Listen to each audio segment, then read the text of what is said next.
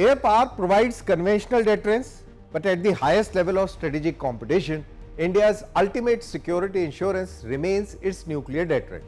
And that deterrent depends upon the credibility, survivability and reliability of India's strategic missile force.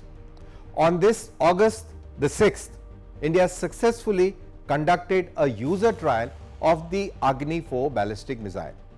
The test is significant not merely because a missile was launched successfully, but because it demonstrated the operational readiness of India's strategic force. So here's the story.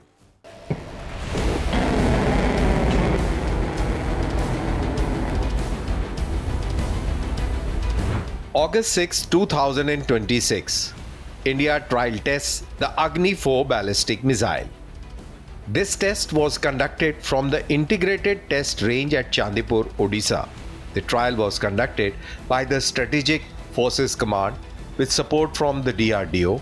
The test validated the missile's operational and technical parameters. Agni-IV has a range of approximately 4,000 kilometers, a ballistic missile under Command Strategic Forces Command, which is road mobile. But strategic difference is not simply about missile range. A credible deterrent requires reliability, accuracy, survivability, mobility, secure command and control, and ability to retaliate after an attack. Agni-IV occupies an important position in India's missile architecture. Its range provides India with the ability to hold targets deep within the region at risk, and its road mobile nature adds survivability. A mobile missile is more difficult to detect and target than a fixed installation. But India's strategic missile program has now moved well beyond simply increasing range. India is developing increasingly sophisticated technologies, including the MIRV capability or the multiple independently targetable re-entry vehicles. And that changes the nature of the strategic equation. In simple terms, one missile can carry multiple re-entry vehicles capable of being directed towards different targets.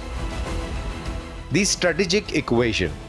This technology is strategically significant because it complicates the calculations of any potential adversary. A missile defense system that is designed to intercept limited number of incoming warheads faces a much more difficult challenge when one missile can deliver multiple re-entry vehicles. But the strategic equation is much larger than missiles. It includes early warning systems, space-based surveillance, secure communications, command and control, mobile launchers, missile defense, and survivable second strike capability. The credibility of deterrence. India's declared nuclear doctrine is based on credible minimum deterrence and no first use. That makes survivability particularly important. The credibility of deterrence depends on the adversary believing that India would retain the ability to retaliate even after suffering a first strike. Agni-IV, therefore, has to be viewed as one component of a much larger architecture.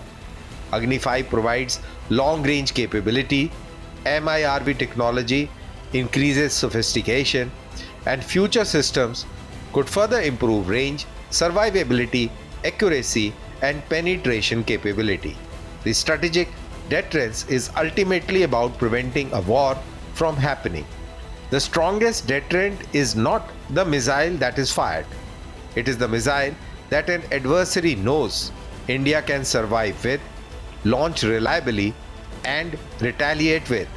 The Agni-IV test reinforces that message.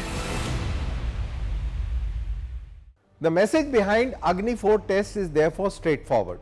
India is not merely developing missiles, India is building a credible, survivable strategic deterrent. And in an environment where China's nuclear arsenal, missile forces and strategic capabilities are expanding, the credibility is absolutely critical.